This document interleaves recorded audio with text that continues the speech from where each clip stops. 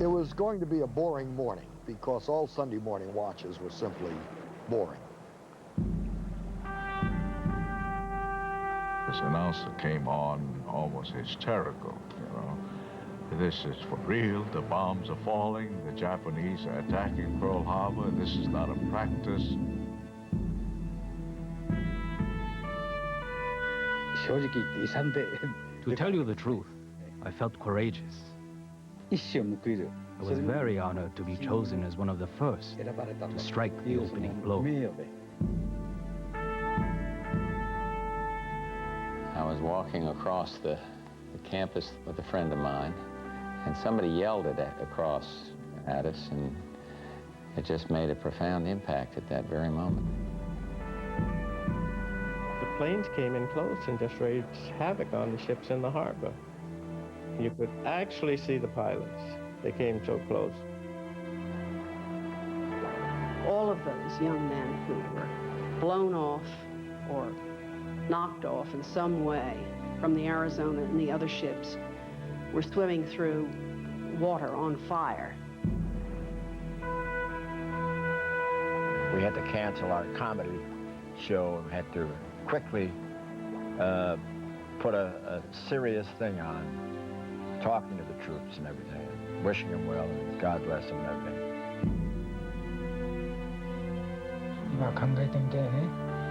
I can never forget that memory. I don't know how many people I killed with the torpedo I fired. I said something that I would have never thought of saying. I looked up there and I said, "You goddamn Japs."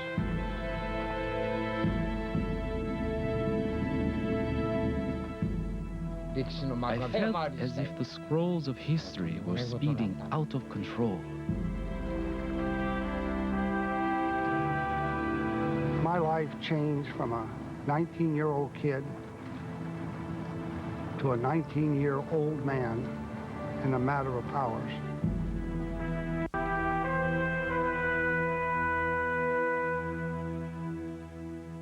Their memories are 50 years old, but recalled as if Pearl Harbor were attacked maybe yesterday. Well, why? Why do we still remember it, and why do we still care about it? For those who remember it, December 7th, 1941 was a date so burned into our minds that we will always remember where we were and what we were doing when we heard about it. For those too young to remember, it helped create the world we now live in, whether we remember it or not, or realize it or not. It was the end of one world and the beginning of another. Here, ABC News and NHK Television of Japan have joined together to produce the following program. We have both assembled an extraordinary collection of film and photographs from the archives in both countries, libraries, collectors, and interviews with survivors from both sides. Those who dropped the bombs on Pearl Harbor and those the bombs were dropped on tell us now how it was at the time. Some in Japan and America talk about their experiences for the first time. And as far as possible, we will try to recreate that Sunday morning 50 years ago, a morning that changed the world forever.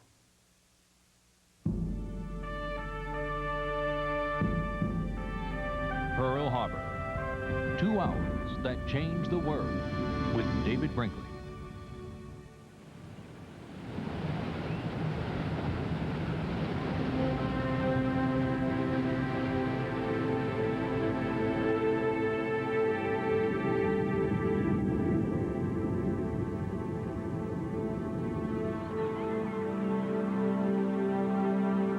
For the men on the battleship West Virginia, the voyage to December 7th began in the spring of 1940.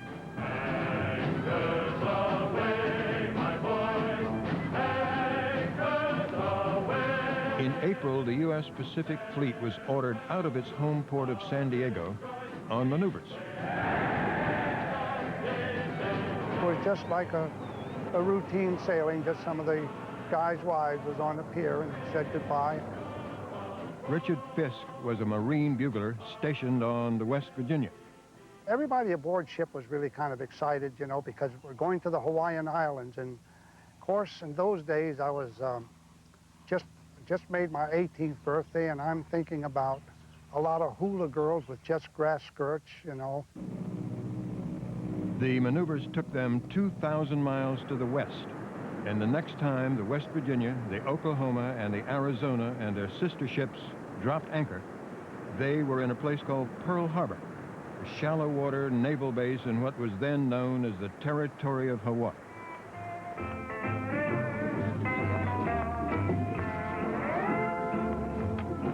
It was actually my first time to have any distance away from home. It had all of the enchantment that a person could imagine by reading books.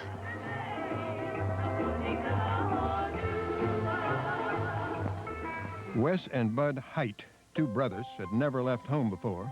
They wrote to their mother in California every week and sent money too. Their lives seemed to be pretty much okay. I'm still well, happy, and crazy. How about you? The same, I hope. I've been staying aboard the ship and taking it easy. Just as the fleet was about to return home, Washington ordered it to stay in Hawaii.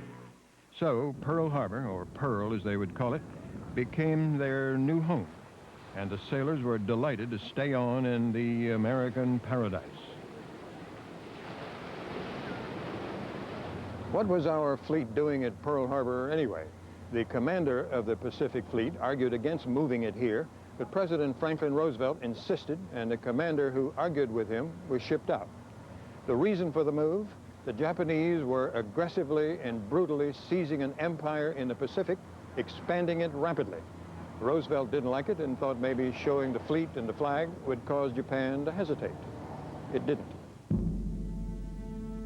In fact, it would cause a brilliant admiral on the other side of the Pacific to begin work on showing their fleet and flag. It was he who would play a central role in the events ahead. Pearl Harbor, 2 hours that changed the world. Brought to you by the Card, the American Express card. Don't leave home without it. And stroke. Then Star Trek's Leonard Nimoy on his final journey through space. Plus, Rita Moreno will stop by. And next week, enjoy the spirit of the holiday in Colonial Williamsburg here on Good Morning America.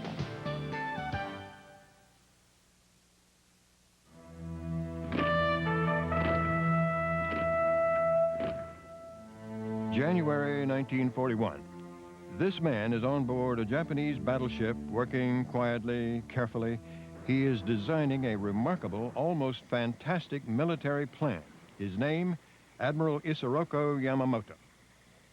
He had been naval attaché in Washington in 1925-27. Before that, he had gone to Harvard and taken several courses. He had a tremendous command of the English language, and he understood Americans. Yamamoto knows Japan is intent on pushing its power deeper into Asia. Who could stop it? Nobody but the United States. So he is planning a huge gamble. He writes to a friend about his plan. The Japanese Navy must fearlessly attack and destroy the U.S. main fleet so that the morale of the U.S. Navy and her people would sink to the extent that it could never be recovered.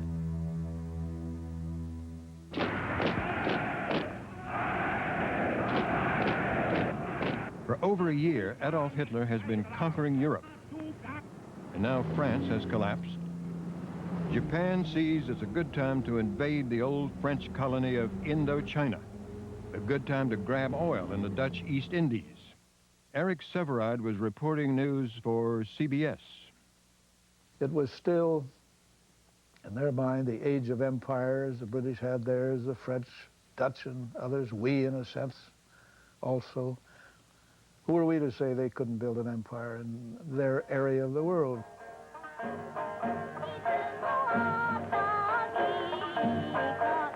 Japan? To most Americans, it was a small country out in the Pacific somewhere.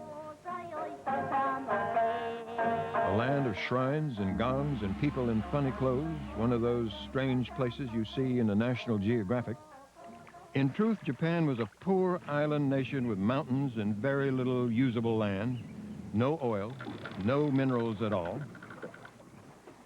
Toshia Kanai was a fourth grader in a small Japanese village. Meat once a month, horse meat at that, was a big luxury. Not enough goods and provisions were available then. We were all very poor, unimaginable for people today. But that was a life for everybody then, all the people of Japan. So it was hard for us. What little money there is goes to the Army and Navy. By 1940, the Japanese military controls the government and the country. It tells people all decisions are made in the name of the revered Emperor Hirohito. No opposition will be tolerated. Everyday civilian life is forced into a militaristic fervor.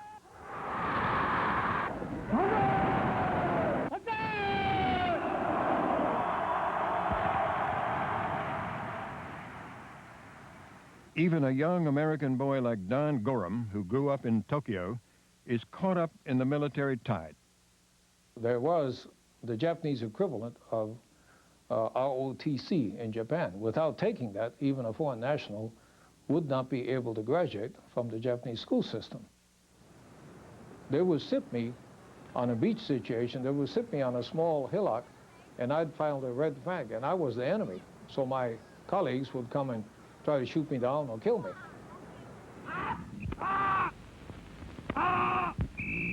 Of young Japanese men, not some, but all are drafted into the armed forces. The best and the brightest are trained as Navy officers and pilots. Zenji Abe was one of them. They tried to cultivate an indomitable spirit and stubborn courage in our hearts. Being educated and trained at the Naval School for 4 years, our spiritual strength was naturally built up. That is the spirit Yamamoto counts on to win a war with the United States, if it comes to that. The pilots train with a sense of superiority over a country they see as rich, but weak and undisciplined. The impression we had at the time was that the United States was not a homogeneous society like Japan, which consisted of a single great race. We knew that the American people were made up of many races and therefore assumed that the American people had no united loyalty to their country and no desire to fight for it. This view of America was reflected in the political cartoons of the time. When they looked at America, a lot of their images were shaped by Hollywood. They had a Hollywood image of America as full of corrupt politicians and chorus girls and gangsters and cowboys and so on. They felt it was a country which really couldn't pull itself together to go to war. The European war was getting closer. Hitler was threatening our friends, the British, but the U.S. still resisted jumping in. America was just getting on its feet again. Got to accentuate the positive feeling, minus the negative, latch on to the affirmative. Don't mess with Mr. In-Between. You got to spread joy up to the maximum. Americans were just recovering from the Great Depression of the 1930s. There were jobs again, money. People felt good about themselves and did not want to mess it up by joining the war. They said, we've just had a war, and what did we get out of it? Death, debt, and George M. Cohan singing I'm a Yankee Doodle Dandy. A story at the time. The spring of 1940, a workman, a laborer with a shovel, long unemployed, back at work in a defense plant building weapons for Britain, was handed a paycheck for $100, the most money he'd ever seen in his life. He stared at the check for a long time and said, thank God for Hitler. The spring of 1940.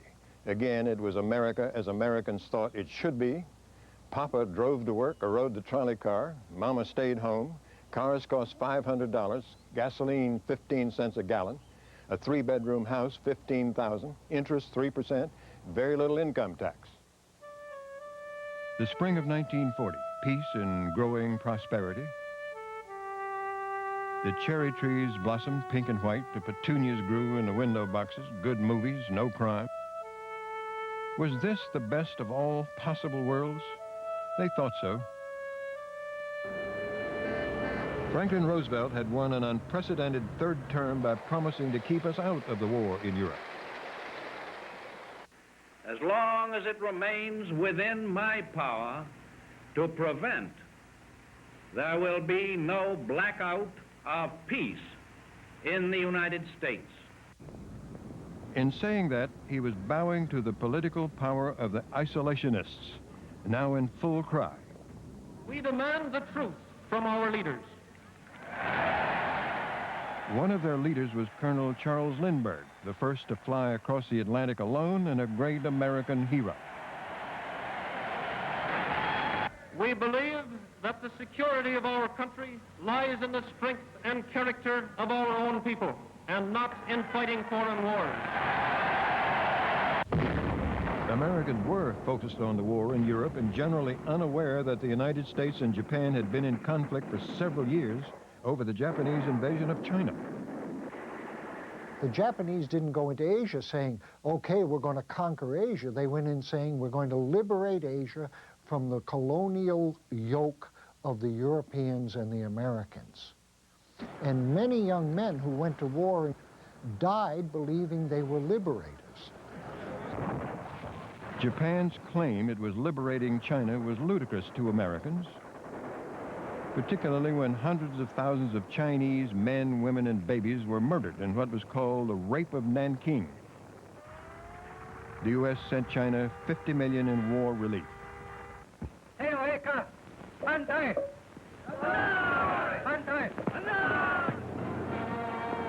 September 1940, Japan deeply upset Americans by signing the so-called Tripartite Pact, a military alliance with Germany and Italy. For the United States, the signing of this pact was like a ceremony celebrating the establishment of an organization of gangsters or outlaws, and it produced one decisive change. The American government started to be skeptical towards the Japanese, not knowing how far they would go. In a few days, the Japanese march into French Indochina, pushing their empire even farther. The U.S. Navy's Pacific Fleet is the only force able to stop them from still more expansion. It is now clear to Yamamoto he must go ahead with his complicated plan of attack. The American Pacific Fleet must be sent to the bottom.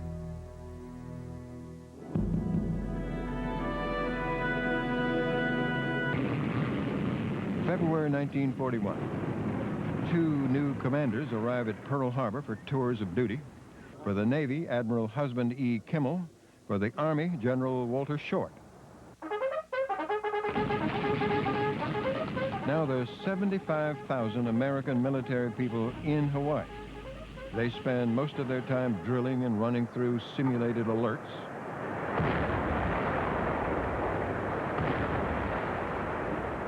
And most feel lucky they are away from the war in Europe. Albert Brower was a lieutenant in the 19th Infantry Regiment. He met and married Celeste, an Army nurse, in Hawaii. When you have a few beers at the officers' club there, we did the thing to get around to the war in Europe and so on. And we kept patting each other on the back saying, in case of war, this is the place to be. We have it made. Look, all this water around us, protected by the United States Navy, we have it made. So they think. There is no crisis they can see, and no real concern about Japan. Jean LaRoque was an ensign at Pearl Harbor. Well, you have to remember, in 1940, Japanese were called Japs. First of all, they were sort of midgets compared to the rest of us. We do, for a matter of fact, so we thought, that the Japanese couldn't see well, that they could only imitate, that they were not good warriors, and that if we put up even a bluff, we would scare them away. There were certain standard images, I think, of the Japanese before Pearl Harbor, and most of them were contemptuous. They were not only small in stature, but they were less developed, and in that sense, on the scale of evolution, that they were therefore closer to the apes. Most Americans never laid eyes on a Japanese person, since there were very few in mainland America. But the men stationed at Pearl Harbor saw a great deal of them, since the population then was nearly 40% Japanese and their culture was seen all over. Daniel Inoue, born and raised in Hawaii, was often torn between the two cultures. Like many young Japanese Americans, Inoue attended a Japanese language school every afternoon. The instructor, the Buddhist priest, tried to suggest that the imperial family was godly, and we should always recognize that. And when I argued with him, he just yelled at me, "You are a Japanese," and I calmly said, "No, I'm an American." "And you're a Japanese?" "No, I'm an American." The American military commanders are afraid of divided loyalty in Hawaii. They worry about sabotage of the fleet and espionage, since members of the Japanese consulate can easily blend into the local scene. One does. He was Takeo Yoshikawa, and he was actively working as a spy. Spying in Hawaii was very easy. All the spies had to do was sit on top of the mountain, on top of the hill, look out, and they could see the ships come in, they could see them leave. They could see this was being done regularly, and therefore it was easy to report. Also, Yoshikawa hires airplanes to ride over the island, collecting information for a report on Pearl Harbor eagerly awaited in Tokyo. It was called the bomb plot because it was to plot out the various anchorage places at Pearl Harbor. There were 5 of them, and it was to plot this in some sort of order so that the Japanese could then figure out later where each ship was and what part of the area they were. American intelligence intercepts the bomb plot message, so Washington knows all about it. But incredibly, Admiral Kimmel is never even told it exists. Throughout the year, Japan's attack plan is being refined, and so other leaks and warnings appear. The Peruvian ambassador to Japan hears of Yamamoto's plan. He tells the American ambassador to Tokyo, Joseph Grew, and Grew reports it to Washington, but gives it no credence. Along with the rumors of war came the realities. It all became much more tense in July of 1941 when the Japanese marched in and took over the southern part of French Indochina. And that was too much. Franklin Roosevelt freezes all Japan's assets in the United States and embargoes shipments of oil to a country that has none of its own. Paul Nitze was working for the Undersecretary of the Navy. It seemed to me pretty obvious that if we were going to cut off the exports of oil to Japan and the exports of scrap iron to Japan, and the Japanese had no iron ore, it was clear that this would be a deep offense to them and that they had great military power, and you couldn't quite tell what they were going to do about it. It certainly was dangerous. The Japanese government is furious. It is being strangled, it tells its own people. A serious provocation, it calls it. It was being encircled. It prepares its people for a larger war. Takeji Muno was a reporter for the Asahi Shimbun newspaper. In Japan, ABCD encirclement was quite a popular term at that time. A stood for America, B for Britain, C for China, and D for Dutch. We desperately needed petroleum, but all of the ABCD countries placed economic sanctions on Japan. These sanctions were very severe because we could not get any petroleum. The ABCD countries squeezed us very tightly. Yamamoto knows Japan has only a 1-year supply of oil, so they decide they have to move now, to go south into countries that have oil they can take, no matter who stands in the way. This decision was made at a conference in September 1941 with the Emperor present. It was decided at this conference that they would go forward with their plan of war, but that negotiations with the United States must continue. These decisions were made with the Emperor's will. Again, they knew nothing could stop them but the American Pacific Fleet. It is agreed at this meeting that if negotiations break down, they will give Pearl Harbor an advance warning. Yuzuru Sanamatsu was a naval attaché at the Japanese embassy in Washington. Commander Yamamoto's idea was related to traditional Japanese soldiers' tactics. That is, Japanese warriors never try to assassinate a person who is sleeping. When they try to kill him, they first kick the pillow and wake him up, and then kill him. The same principle applied to the attack. The required time to wake America would be approximately 30 minutes.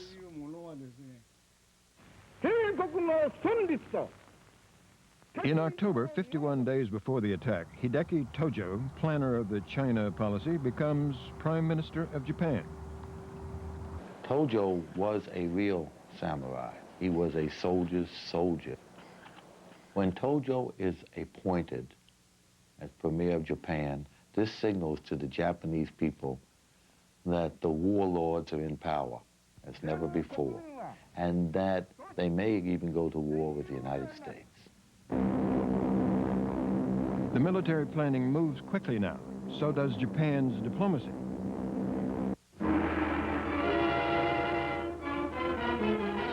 Special delivery message from the Mikado. On November 15th, a second ambassador arrives in the United States to help Nomura, the current ambassador who's been negotiating for almost a year. He is Saburo Karusu. Gentlemen, you all know how difficult my mission is. The two of them must deal with Cordell Hull. Great dignity, old school, no nonsense. If he and they can't agree, there certainly will be war.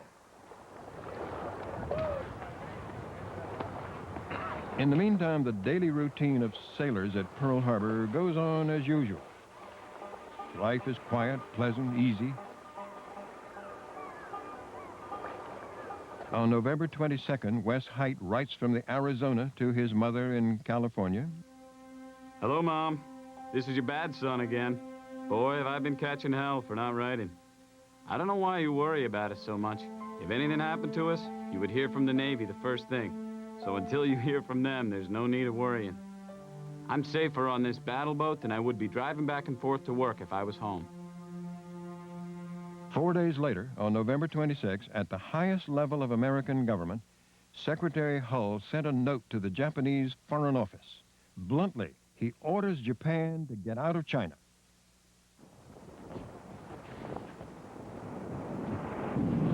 In Japan, the note is seen as an ultimatum.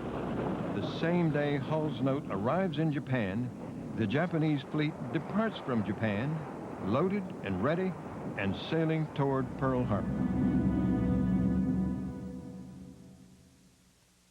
Pearl Harbor, 2 hours.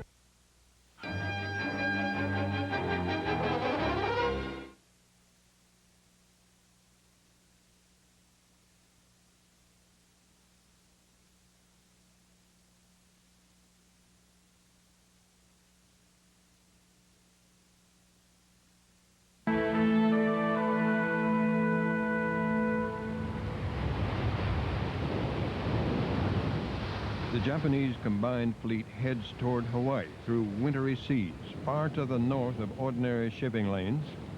Some 25,000 men in 6 carriers, 9 destroyers, 3 submarines, 8 oilers. Surprise is everything now. The attack pilots have not yet been told their intended target.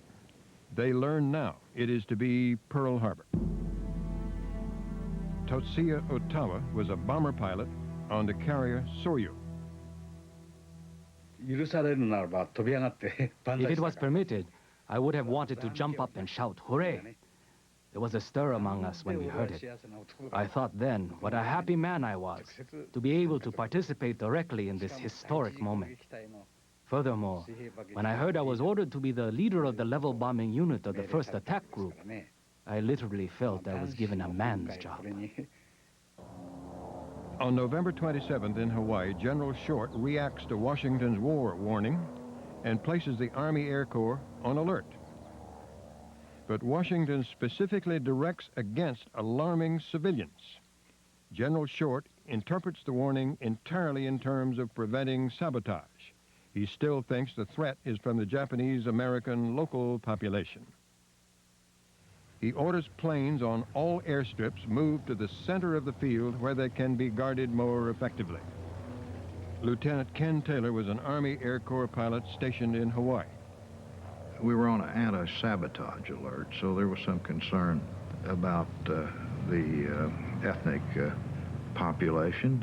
And while I don't believe our commanders thought that we were in danger of a direct attack, I thought they must have thought that there was some danger of sabotage. As a consequence, our airplanes were lined up tail to tail. They made beautiful targets. At the naval base, however, shore leaves are not canceled, and downtown Honolulu continues to be a place of beer and bourbon and laughter and good times. Things was pretty loose, really. I mean, there was, when you went through the gate, you had to show your Liberty card, but I mean, as far as wandering around night patrols, it was very placid. It was easy going. There wasn't the really tight security. Throughout their voyage, the Japanese fleet has kept strict radio silence. 2 months earlier, the senior commanders had a top-secret war game, a simulation of their proposed attack. Admiral Nagumo comes to the meeting, and it is he who has been designated to lead the fleet to Pearl Harbor. He is mortified at the end of this important war game to find that the Japanese could be defeated at Pearl Harbor. A staff officer, Tadakazu Yoshioka, was present that day. As a result of the heavy losses in the war game, we decided on a surprise attack, and we would have to attack on a Sunday morning when the Americans would not be ready. It was the only way for the Japanese Navy to win. 37-year-old naval aviator and tactician Minoru Genda has been handpicked by Admiral Yamamoto to develop the tactics to be used at Pearl Harbor. Genda's idea was very daring in that it put all the aircraft carriers together into one group, which is quite a lot of carriers to get caught if they were to be sunk all at one time. But his idea was concentration of air power. By having these many carriers together, he could launch 2 waves which would create a devastating effect. 2 aircraft carriers couldn't do this. 4 couldn't do this. He needed 6 or 8 to get the firepower to destroy the American fleet. Genda's attack plans have required innovations in weaponry, including a new torpedo that will run shallow, not deep, for Pearl Harbor's greatest depth is around 40 feet. Genda has ordered a new bomb that will go through the deck of a battleship and explode below the deck. Genda is satisfied, but he's also uneasy. Over his opposition, 5 midget submarines have been added to the fleet, and they are scheduled to move in the dark to Pearl, and he is afraid they may give the attack away. He later writes what he was thinking during those days at sea. May God help us, for now we are advancing toward Pearl Harbor, not in a dream, but in reality. The Japanese plan of attack calls for their bombers to come from the north. Spreading over the island of Oahu, they will target the air bases at Wheeler, Kanoe, and Iwa. At Pearl Harbor, they will attack American planes on Hickam Field and Ford Island, and finally, the main prize, destroying the battleships and carriers anchored around Ford Island. Pilot Yanakichi Nakajima remembers the intensive planning for the attack. After we finished flight training, we gathered models of the American ships, and the pilot would ask us which model was which ship. How about this one? Or how about that one? So, even now, at the age of 73, I remember these ship names as if they were poems. For over a year, Navy intelligence in Washington has been intercepting and decoding Japanese diplomatic messages. In the first days of December, the traffic increases. On December 6th, they intercept a long, formal message, which is the Japanese response to Secretary Hull's ultimatum that they get out of China. I wrote this message and translated it into English. It was very long. We divided it into 14 parts and sent them one by one. I guess the military feared that if we had sent all 14 parts together, the Americans might have become suspicious. The 14th part was just a line and a half saying, we must break off negotiations. At the end of the night, only the first 13 parts of the message have been intercepted. It is clear, however, as each segment is decoded, that the Japanese are building up to a punchline in the missing 14th part. In Hawaii, Admiral Kimmel is sending a message of his own. When a reporter asks him if the Japanese could possibly attack Pearl Harbor, he says, "I don't think they'd be such damn fools." The Japanese fleet swings south, bearing down on Oahu. The lead carrier signals a message to the rest of the attack force from Commander-in-Chief Yamamoto. The rise and fall of the empire depends upon this battle. Every man will do his duty.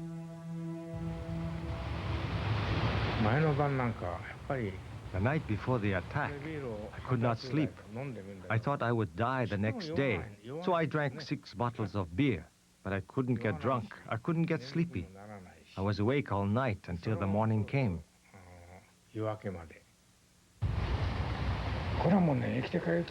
I didn't expect to come back alive, so I put my belongings in order. Finally, I wrote a message on my scarf. I wrote something like, "I will triumph with dignity and honor."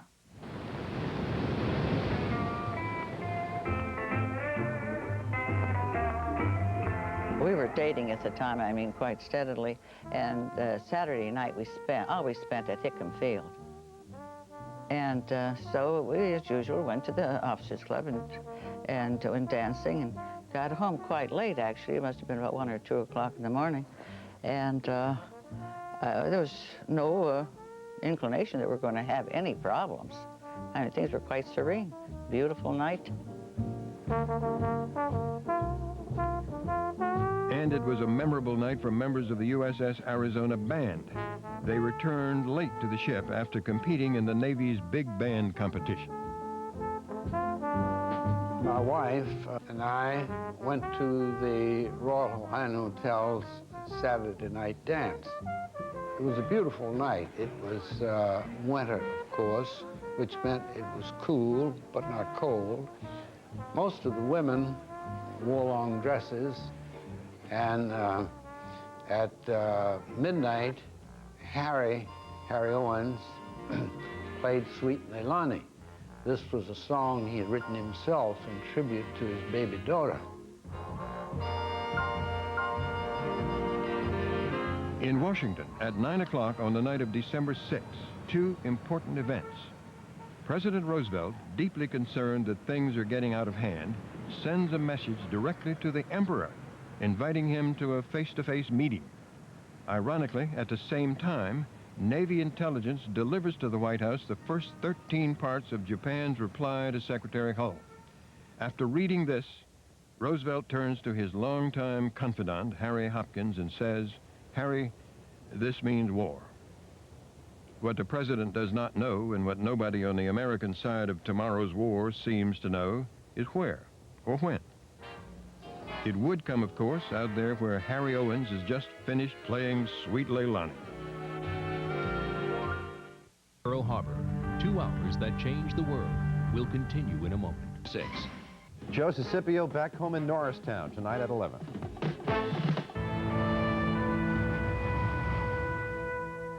The following depiction of the attack on Pearl Harbor consists of actual film footage and photographs taken on December 7, 1941, and recreated scenes originally presented in the John Ford documentary, December 7th.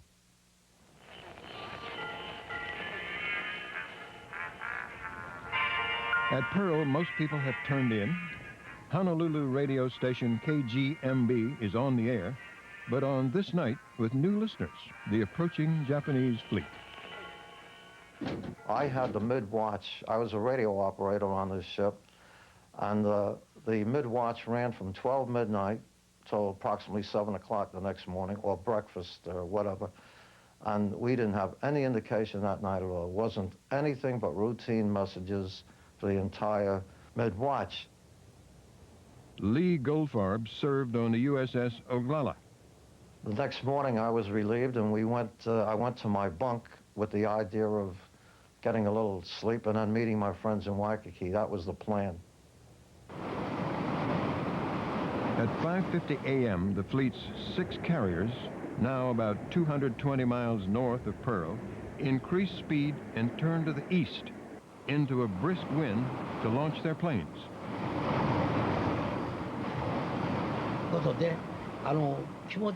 I felt finally the time had come. Although it might sound strange, I felt quite cheerful. I visited the shrine on the ship and prayed. Since we had arranged our personal belongings on the previous day, the last thing to do was to change into new clothes. Everything we put on was brand new. Then we went up on deck.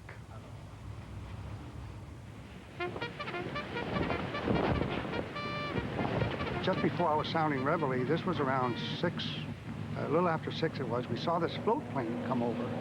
And it looked like similar to one of our JRFs. But nobody paid any attention to it. I guess it was up about, I'd say maybe 4,000 or 5,000 feet. And it just circled Pearl Harbor. And then it circled a couple of times and went back up north. The pilot of the scout plane reports back to the fleet, Pearl Harbor sleeps.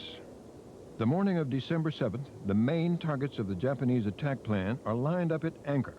The battleships Nevada, Arizona, West Virginia, Tennessee, Oklahoma, Maryland, and the Battle Force flagship, California. At 6:45 a.m., just outside the mouth of Pearl Harbor, the destroyer USS Ward spots the conning tower of a 2-man midget submarine. Guns and depth charges sink the sub in 1,200 feet of water, and the Ward's skipper reports the incident to Navy headquarters. The phone rang at 7:30 in the morning, and it was very quiet on the island that particular morning because our carriers were at sea. 16-year-old Marianne Ramsey was living on the base at Ford Island with her father, Lieutenant Commander Logan Ramsey. It was the duty officer calling my father, and I heard him talking on the phone. Then the next thing I knew, after several minutes, he was rushing out of the house and into our car and roaring out of the carport and going down, I assume, to command headquarters. And I went into my mother's bedroom and said, "What in the world's happened?" And she said, "They've knocked out a Japanese sub just outside the net of Pearl Harbor." At the Japanese embassy in Washington in the early hours of December 7th, the 14th and final part of the message arrives at last. This important communique ends with the bottom line news that negotiations are now broken off. It is the closest to a formal declaration of war that the government of General Tojo is willing to go. Naraichi Fujiyama was on the embassy staff and anxiously watched as one of the diplomats typed the message. We were instructed to treat the document as top secret, so Mr. Okumura, who was not much of a typist, handled it. There were many misspellings and typing errors, so it took substantial time to complete the document.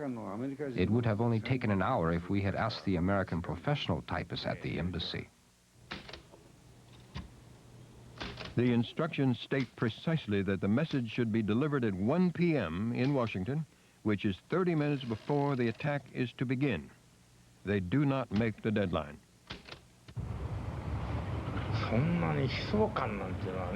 I didn't feel grim resolution as such. Ever since I joined the military, I had a feeling that I would die in battle. It just became more concrete with this mission.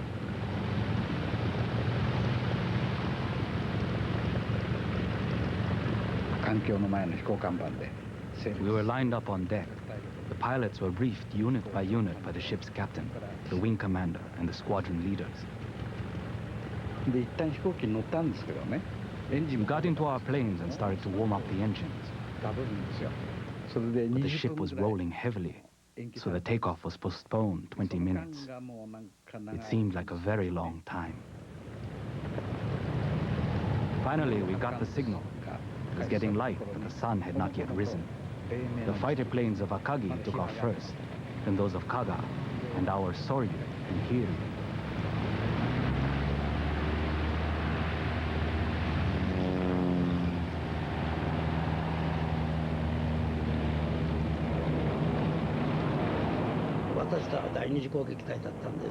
Since we were the second wave attack unit, we all gathered at the pockets which were located at the back of the deck. We watched them all fly away. We waved our caps. We really prayed for their success.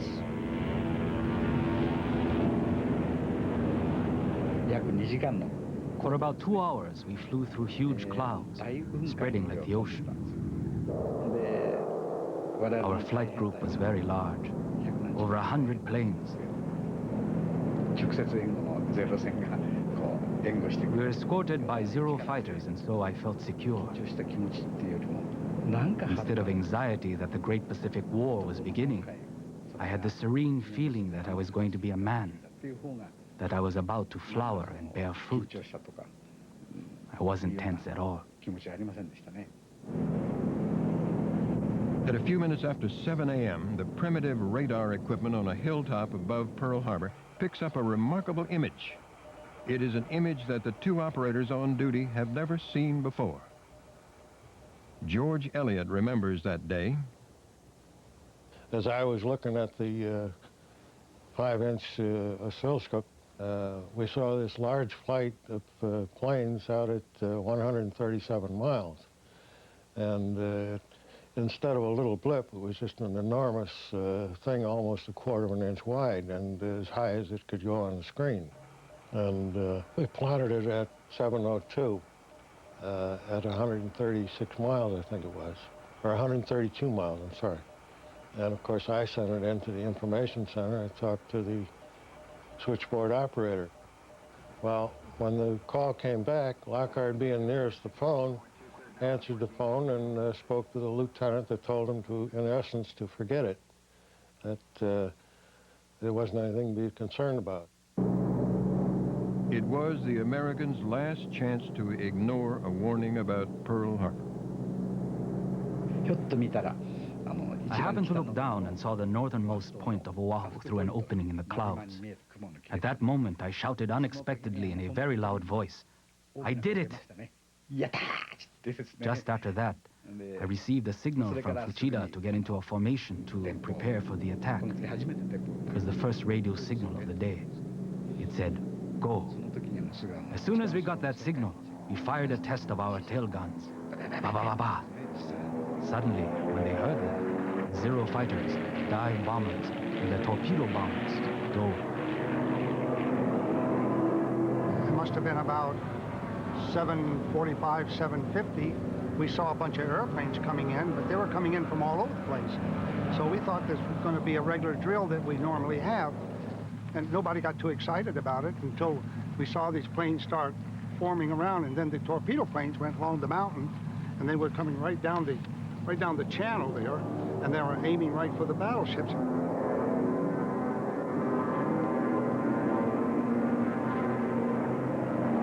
And all of a sudden, about 5 to 8, I heard this high-pitched sound of planes in a dive. I looked out the porthole and I saw 2 planes in a dive. And I've said this, and I guess every guy at Pearl said the same thing. What the hell are these fellas doing practicing on a Sunday morning?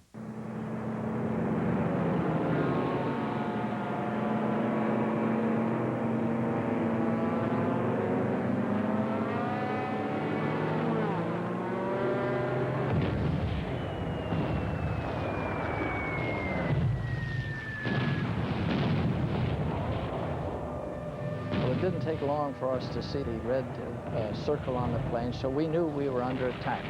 But there was mass confusion when the attack started.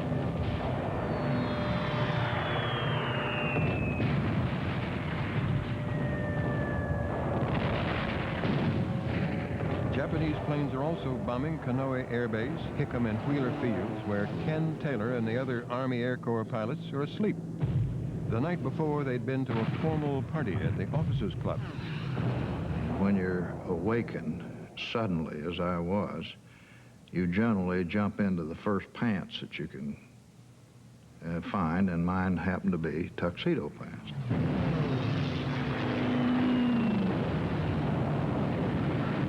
At that time, the Japanese had already bombed the field, and they were busy strafing it. I called the base and told them to arm a couple of airplanes, and we were in the air maybe 15 minutes after the attack started.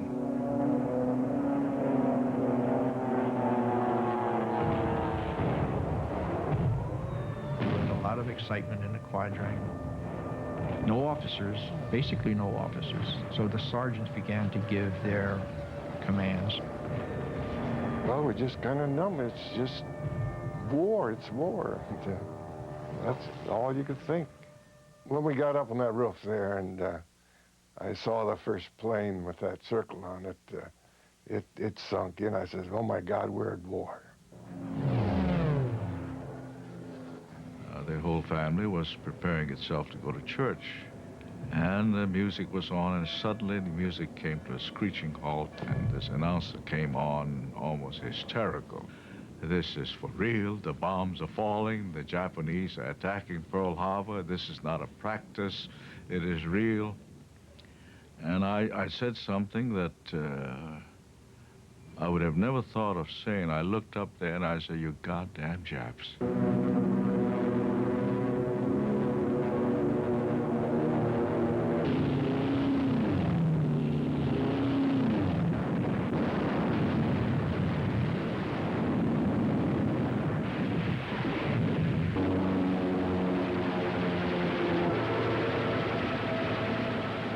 We saw this bomb come down, and there was about 7 sailors up there on the bridge, and myself and Captain Benyon.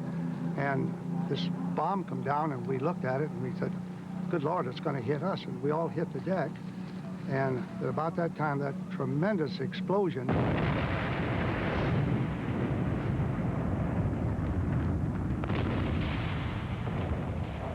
And when we picked ourselves up, we looked towards the Arizona, and she was sitting on the bottom with just a ball of fire, looked like about 300 or 400 feet in diameter.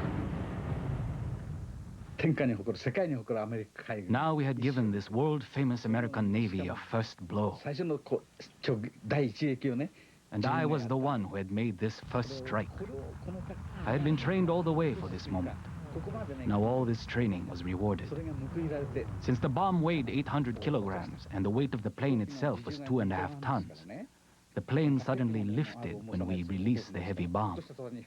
At that moment, all of my feelings of joy rushed up. I did it.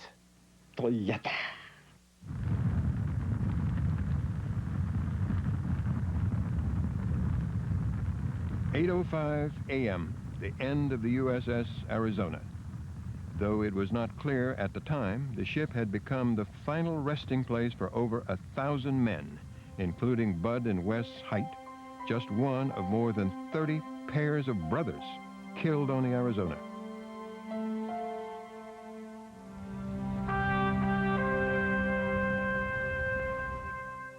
Pearl Harbor, 2 hours that changed the world, continues. Here again, David Brinkley. The attack on Pearl Harbor has been going on for almost an hour before this bizarre event here in the old State War Navy building in Secretary of State Cordell Hull's office.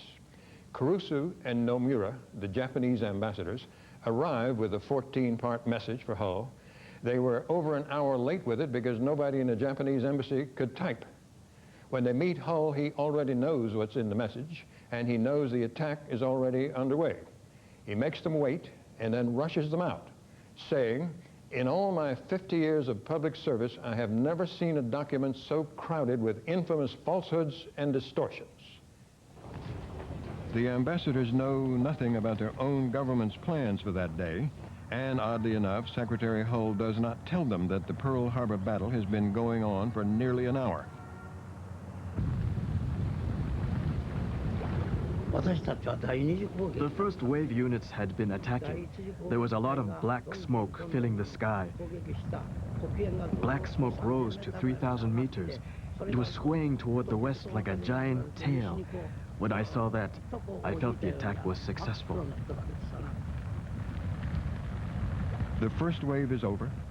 Every battleship at Pearl has been hit, along with Hickam and Wheeler and Kaneohe airfields. In downtown Honolulu, there were civilian casualties from falling American anti-aircraft shrapnel. About 15 minutes later, a second wave begins. Ben Holt was a steward first class on the battleship Nevada. The planes are coming in, and Nevada is getting hit. Our gunners are now manning the guns. I'm trying to secure cans on the side to keep them from rolling across the deck. I saw only one officer, and his name was Joe Taussig, Ensign Taussig, and I remember him very vividly. I felt a very sharp blow on the bottom of my feet, and very shortly after that, I felt a blow in my hip. And I looked down, and my left foot was under my left armpit. And I was standing in a doorway, so I wasn't knocked down. The telephone's intercom called. It was a chief quartermaster named Robert Sedbury. And he said, "Mr. Taussig, aren't you the officer deck? You better get down here because we've got a signal to get underway." And I said, "Sedbury, you've been on that bridge 17 years. If anybody can get that ship out, you can get it out." The Nevada began to move. How could the ship move? It took hours to get up enough steam or whatever to get the ship to go. And this ship was moving, and all of us were just kind of hallelujah.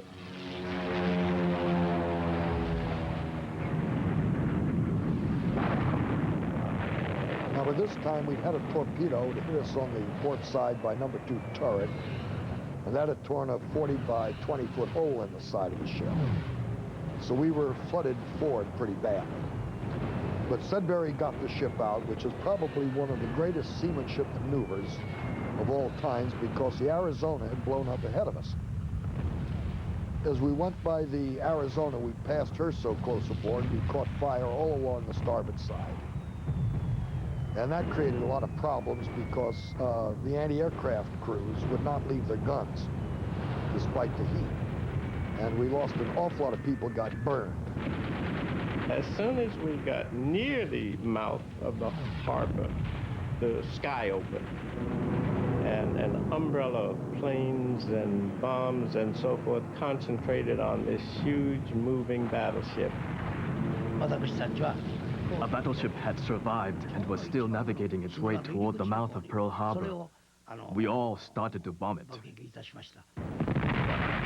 There was just nothing but turbulence. People were being blown over the side. The ship was listing. People were saying, "Abandon ship, abandon ship." And that's when I said, "This is time to go over the side." So I went over the side. And by now, of course, the oil had spilled out on the water and had caught fire. And these little boats were going in there and pulling the guys out. And they would take them ashore anywhere. Badly hit, Nevada's crew runs the ship aground to avoid blocking Pearl Harbor's narrow channel. Within a few minutes, looking across the channel, they see fire beginning to engulf the destroyer USS Shaw.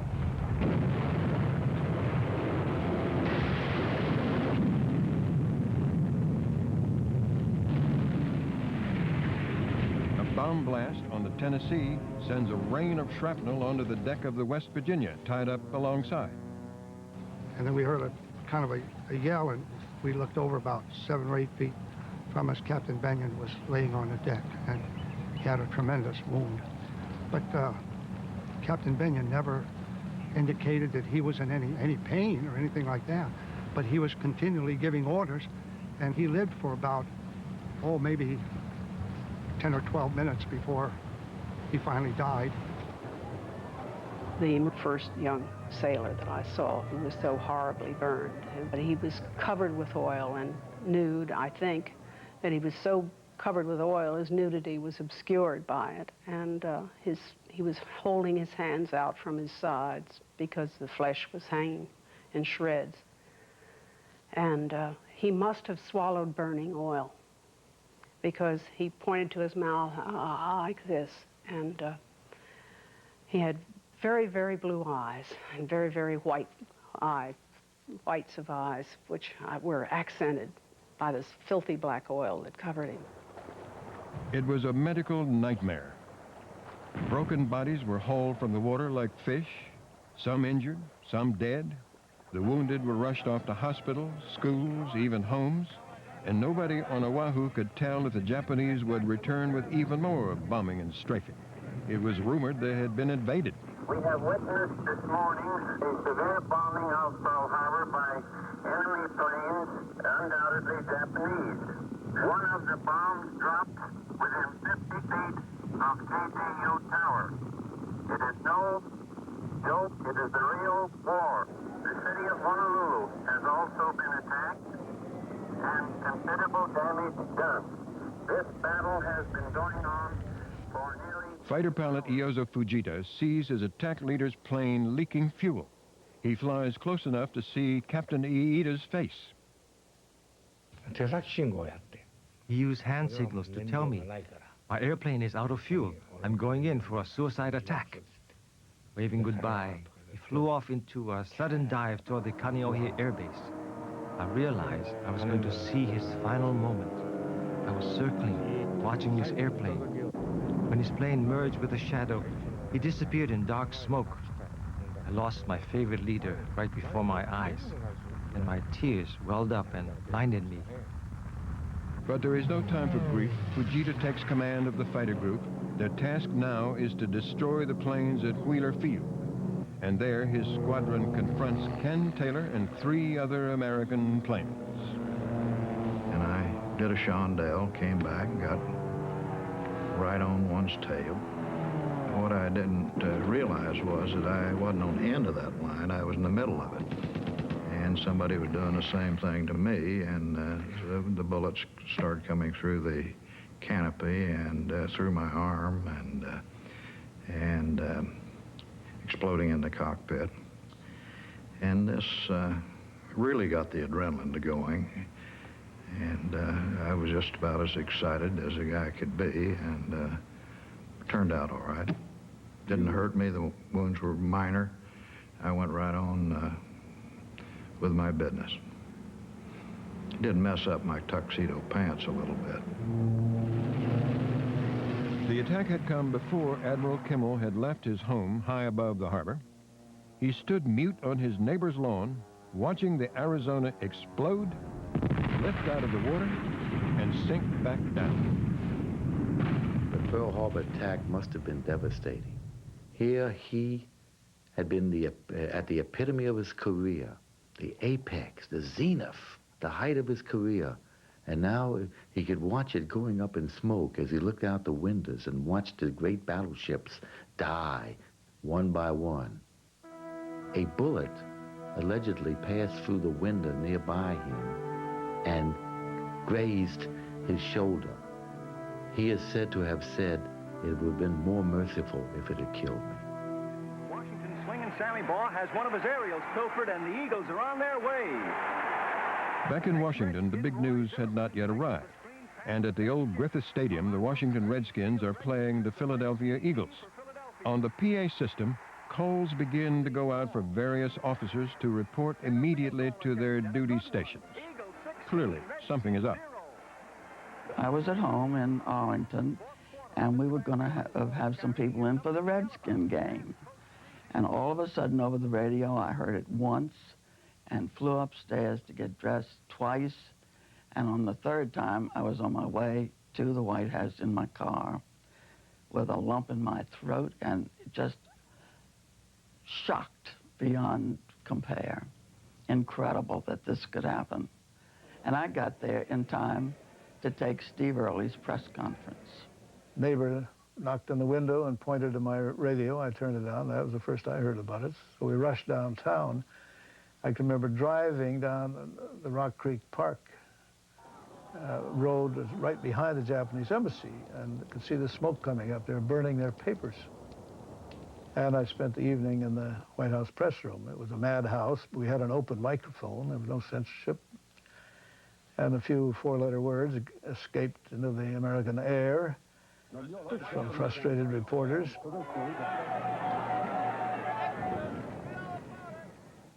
I was away at school at Andover, Massachusetts, and I was, I'll never forget it, I was walking across the campus there near the chapel, it was a Sunday, with a friend of mine, and somebody yelled across at us, and it just made a profound impact at that very moment.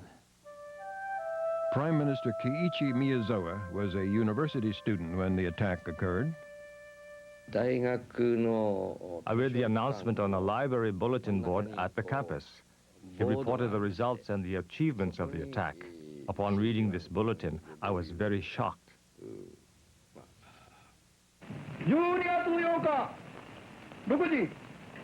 The Japanese people learn of the attack from an early morning radio announcement. A few hours later, Prime Minister Tojo addresses the nation. The fate of our empire and the destiny of Eastern Asia depends upon this single battle. The time has come for the Japanese people to serve their country and die for the country, regardless of the sacrifice. We heard it was a big victory. People get drunk on that kind of news. It was a fleeting moment of victory. And so as to why the war started or what will happen in the future, we should have thought these things out. In their excitement over winning, people seem to stop thinking of the future. It lasted 2 hours. 2 hours that would change the world forever. 2,403 Americans dead. 1,177 of them entombed in the sunken battleship Arizona. In pulling off this brilliant maneuver, the Japanese had lost 129 men. And as night fell over the Hawaiian Islands, Americans would be unified in a way that they might never quite be again. Yesterday, December 7th, 1941, a date which will live in infamy. The United States of America was suddenly and deliberately attacked by naval and air forces of the Empire of Japan. After the president's speech, I drove around the island to see for myself what had happened. To see these ships so desecrated after having seen them day after day in their almost invincible-like state was a shock. We certainly thought that it was very, very black for the United States. As in any military action, there were the missing. As a giant battleship sank into the harbor, many sailors were trapped alive below decks. We heard noises coming from the West Virginia. And they sent shipbuilders all through the superstructure because everything from main deck down was underwater because we were sitting on the bottom. And we would walk by the ship and we could hear that tapping, and we'd look at the ship and we'd say, boy, why can't they get them? And then we'd continue our posts, you know, and then finally the tapping kept up until just before Christmas when it finally quit. And we got her into dry dock, and the last watertight compartment they opened up. There was the three sailors there by the forward generator there. They were in the forward pump room that was 6 decks down below main deck. And there were these three sailors, and they had written on the bulkhead where they actually lived until the 23rd of December before they finally died. And there was the last bodies that was removed off of the West Virginia.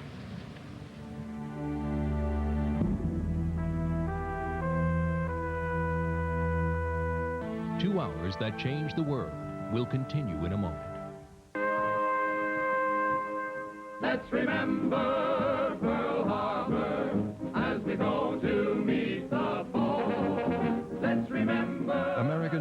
infuriated by the attack.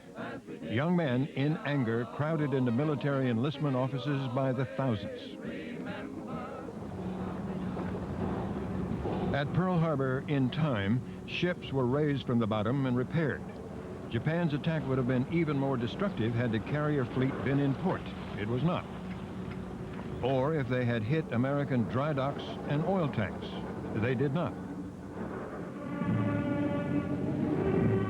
2 years later, Americans shot down Admiral Yamamoto's plane, and he died in it. By the end of the war, the fleet he had sent to attack Pearl Harbor had all been sunk, all 31 ships.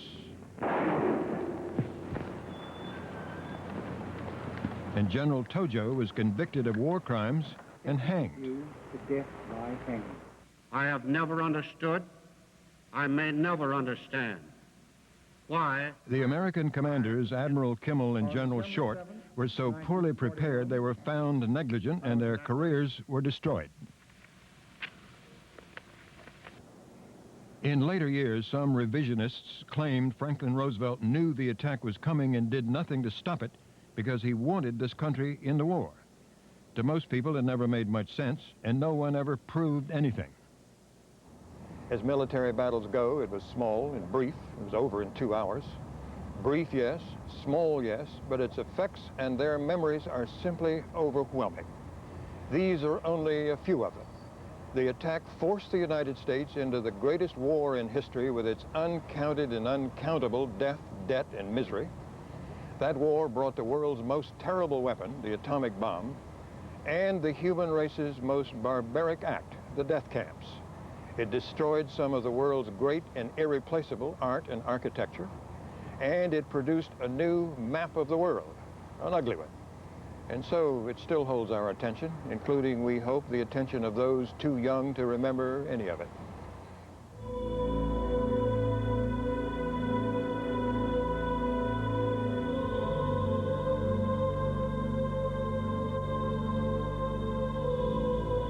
The battleship Arizona has not moved since the morning of December 7, 1941.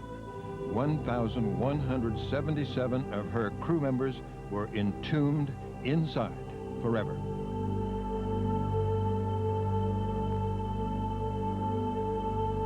The ship's rusty hull under 40 feet of water is still leaking oil. A drop rises to the surface about every 20 seconds.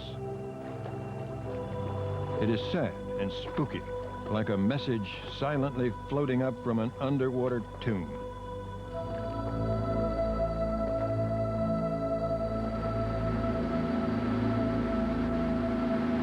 The Arizona itself continued to burn out of control for 2.5 days.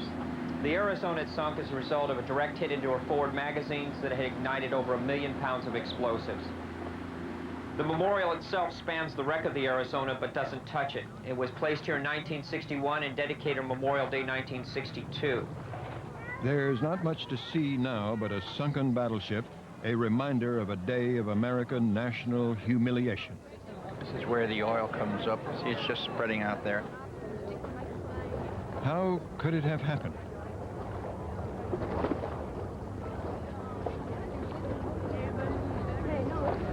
See, my anger rose ferociously to where I wanted to kill. And then I began to hate them. I wanted to see them wiped out. I rejoiced when we dropped that bomb on Hiroshima, because this is the way I felt toward the Japanese people. I was very angry. Joe Morgan is one of a dozen survivors of the attack who now volunteer to work as guides at the Arizona Battleship Memorial. They tell war stories to the tourists, and then they tell more than that. But the man who led the attack on Pearl Harbor apologized to me. And we became friends. And here's a picture of Captain Fuchida and yours truly shaking hands in front of the Lahaina Methodist Church in 1956. Claire Kate, USS West Virginia. I'm Lonnie Wells, the USS Maryland. Tom Bates, the USS Ramsey. You too can join the Pearl Harbor Survivors Association. The requirements are that you were anywhere on the island of Oahu or within 3 miles offshore on that morning. Coming to the 50th anniversary now, membership has climbed to 15,000 with chapters in every state. And you were on the Maryland. I was on the Maryland. You saw quite a bit of the action. Oh, yeah, I was topside and the director. And Some have made a sort of second career out of their brush with history. Their official duty is to remember and to tell others their war stories, write letters to editors and to Congress, and to keep alive the slogan, "Remember Pearl Harbor and keep America alert." Well, that has essentially been the American defense policy ever since. 皆さんと50年ぶりに笑顔のこの再会できたことは誠に喜ばしいことでございます。 It is good to see you after 50 years. 皆さんご健康で、I wish you good health and happiness. 乾杯。 8 Japanese pilots who flew in the attack had an unusual meeting in October of this year, the first time they've been together since the war. My name is Abe. I was on the Akagi. I was a dive bomber and the team leader. My name is Kawahashi. I was with Abe. I was the second torpedo bomber to attack the American Pacific Fleet. They have no formal organization, no reunions, no uniforms. They do not march in parades. They have almost never spoken of their wartime service because in the pervasive anti-military mood of modern-day Japan, war veterans keep to themselves. For several months, they planned a meeting with American Pearl Harbor survivors in Atlanta. But at the last minute, the ceremonies were canceled by the American Association's headquarters. Gerald Glaubitz, president of the Survivors Association, prohibited the meeting. Inappropriate, he says. Everybody has said, well, why don't you forgive and forget? And there's several reasons. Number one, we were not at war. It was not a battle. It was a sneak attack in any way you want to name it. There was no warning whatsoever. If there had been, the ships had been underway, the planes had been in the air, and it would have been an entirely different thing. Zenji Abe reads the statement he would have made at the meeting with the Atlanta Survivors Group. We, 12 surviving pilots, were on Admiral Nagumo's fleet and took part in the Pearl Harbor attack. At that time, we were youthful, 20 years old. It was a battle that we had to pursue by the order of our senior officers, believing that this attack was for our own country. Therefore, originally, we didn't have any hatred against you, the American people, personally. The fact that we initiated the attack, inflicted heavy casualties at Pearl Harbor, and left indelible scars in the souls of so many of your survivors, pained our hearts deeply. This is my introduction. Nowhere did I ask for forgiveness or offer an apology. America has many war memorials. Japan has one. The Yasukuni Shrine in Tokyo honoring the war dead. The country's constitution flatly forbids war, and so this is a controversial place. It is not a memorial to bravery and sacrifice. It is seen more as a symbol of dangerous militarism that led to disaster. There are few heroes when a war is lost. Japanese memories of the war are focused almost exclusively on the place where the world's first atomic bomb fell. Hiroshima is seen by them as a badge of national suffering and victimization. Visitors are told the memorial flame will burn until all the world's nuclear weapons are eliminated. Of the 1.5 million visitors to Hiroshima each year, 95% are Japanese, and they hear the atomic bomb story from eyewitnesses. They were so physically disfigured that you wouldn't be able to tell they were human beings. Their hair was gone, their eyes and ears were melted, the skin was dangling from their chins.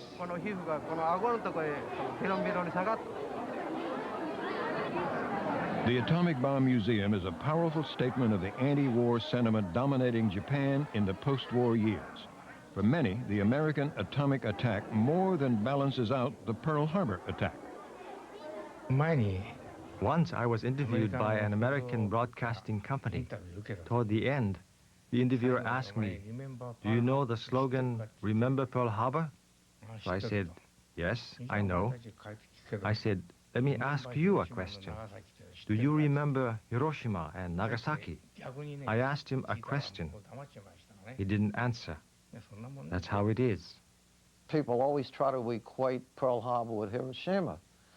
The difference is, and I'm not discounting the horror of Hiroshima, the difference is that we were not at war. If we were at war and Pearl Harbor was attacked, we all should have been shot for negligence. But we were not at war. I can't tell you the outrage that was there, and it still exists today. Oddly, Japanese tend to remember the atomic attack as suffering inflicted by the Americans, unconnected to the war or to Pearl Harbor, an attitude that infuriates Americans, who point out that without Pearl Harbor there would have been no Hiroshima.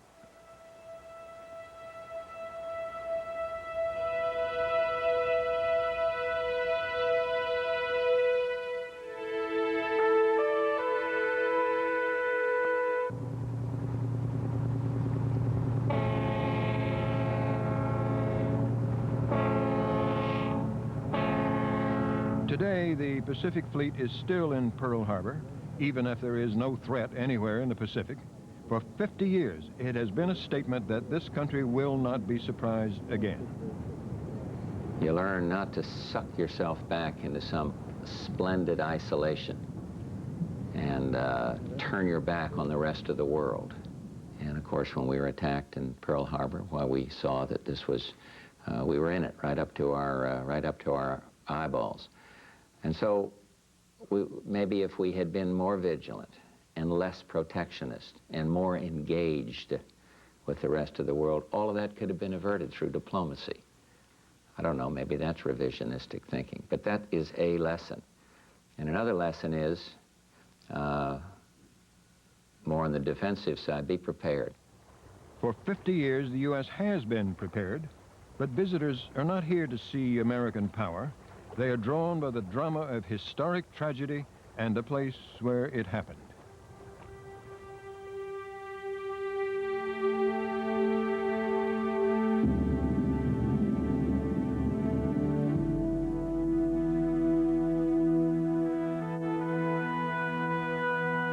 It is a place of great power. People come here to be close to that.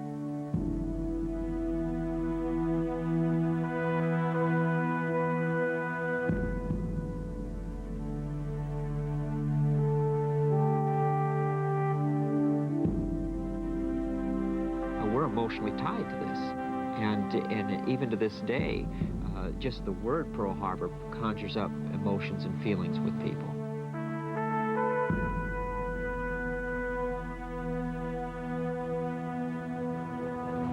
Part of the problem of accepting defeat at Pearl Harbor for Americans is that that's not in our nature to do that. And that is part of our national character.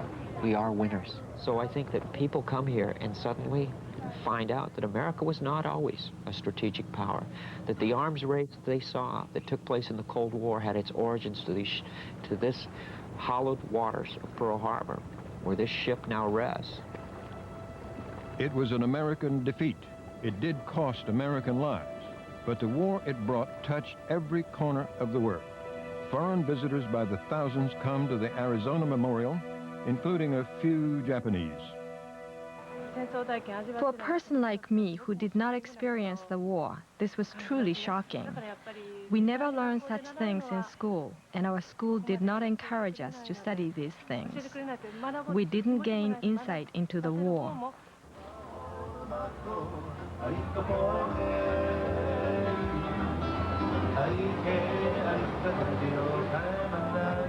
1.4 million Japanese tourists visit Hawaii every year, but most of them stay away from Pearl Harbor. They don't come for that. They come for the climate, the beauty, the surf, the shopping. And their money is welcome since they spend far more than Americans. The Japanese real estate speculators and developers have turned the Honolulu skyline into a symbol of Japanese economic power. Unsettling to some. The people who brought you Pearl Harbor are now bringing you automobiles, are now bringing you the buyout of America. The Zeros are flying over and they're dropping Mitsubishi and they're dropping Toyota and they're dropping Nissan, or else they're dropping yen, and they're now bombing us once again. And because we underestimated them in the 1950s and 60s and 70s, we thought they were still little men. Now we're surprised. We're caught by surprise again.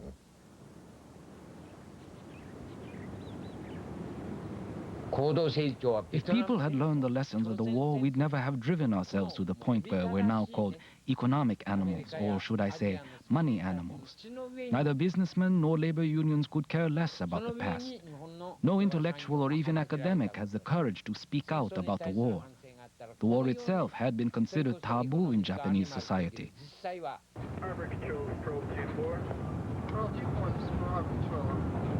This country will never forget Pearl Harbor. Never. Pearl Harbor remains the secret fear of government in this country, being surprised. But that's the past now. I don't think you can hold the sons responsible for the sins of their fathers and their grandfathers forever. You just can't do it. We still, in some hidden recesses of our mind, think of Japan as the vanquished in a war, that somehow that arrogance that we had prior to Pearl Harbor still exists in our inner soul, and that we are somehow better than the Japanese. Obviously, the Americans have not forgotten, and for many Americans, Pearl Harbor would be one way of characterizing Japanese behavior, Japanese policy. It suggests all kinds of things, and I think it's inevitable that it has colored U.S.-Japanese relations. There's no getting around it.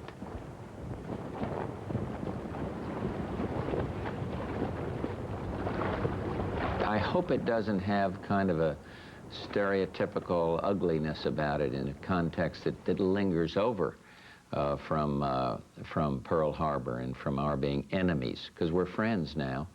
And anything that smacks of prejudice as you express your differences on international trade on either side is totally unacceptable. These differences lead us to minor issues, such as bashing, which we see today. Of course, one side would say, we are not bashing. We have no intention of doing that. On the other hand, the other side might say, we're getting bashed. The perception gap, I think, still exists today. So we really have to examine why this gap has been created and where this has come from, knowing we have so many means to be able to communicate with each other. As an epical event in history, Pearl Harbor still fascinates historians. But it is a personal recollection and experience only for those who were here at the time, and there are fewer of them every day. As for Pearl Harbor, I still regard it as an honor to have been in the first attack group. I was truly a happy man. I don't tell anybody about these feelings, but deep in my heart, I always think of myself as a really happy man. The lessons of Pearl Harbor is that we hope America remembers Pearl Harbor so it never happens again.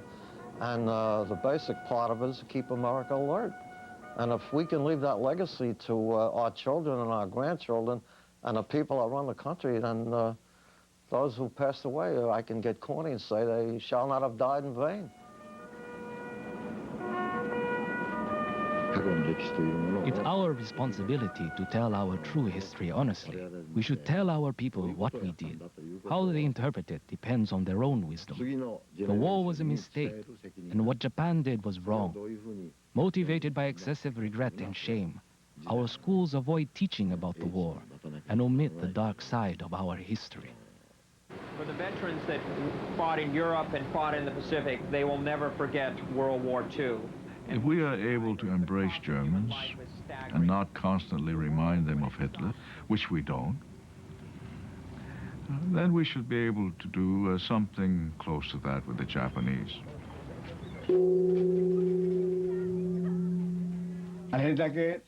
When I look back on the past, the first thing I think is that it was such a high price to pay to learn a lesson about peace, and it should never be repeated.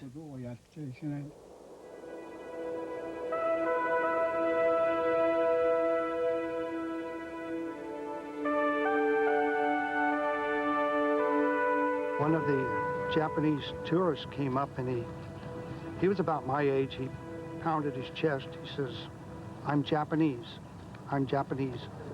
And I stepped back. I thought maybe we were going to have World War III there, but he looked at me and he put his hand on my shoulder and he says, "I'm very sorry." And he put his other hand on my shoulder and he says, "I'm so sorry. I'm so sorry." And we shook hands, and then he embraced me, and it made me feel like, gee, the war is really over, you know, after all of these years.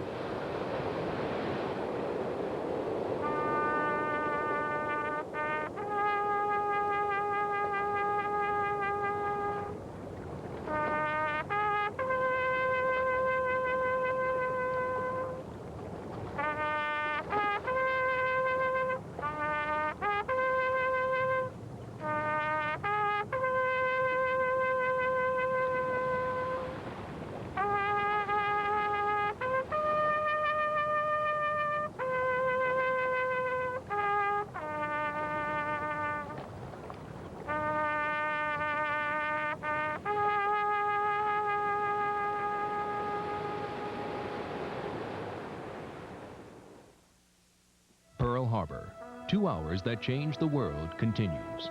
Here again, David Brinkley. This is Pearl Harbor plus 50 years.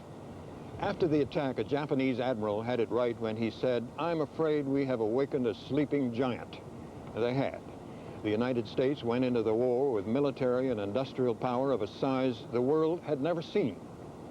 When it was all over, Japan and Germany defeated. A country that really preferred to stay home stayed on to help put Western Europe back together, to occupy and to write a new democratic constitution for Japan, and then to have its military power stand off the Soviet Union until it collapsed. A heroic performance by one of history's great countries. Still, the mistrust lingers. If Japan attacked the United States and awoke a sleeping giant, in a way so did we. A defeated Japan became an industrial and economic giant. And despite the bitter memories of 50 years ago, the two giants have to live with each other. It is not a warm and cozy relationship, but at least it is not hostile. With 50 years of war and post-war behind us, a generation of Americans can stay home now, work on their own country's problems, pay some debts, play with their children and grandchildren, and enjoy life. They've earned it. Pearl Harbor, 2 hours that changed the world. Brought to you by Lincoln, what a luxury car should be. I'm Ted Koppel. Tonight on Nightline, the first of 2 special editions from Tokyo, Pearl Harbor plus 50. How the U.S. and Japan see each other. Tonight. This is Charles Gibson. And Joan London. Tomorrow, what can women do to help prevent strokes? Then a unique way to teach children the meaning of giving. Plus Star Trek's Leonard Nimoy and Rita Moreno tomorrow on Good Morning America.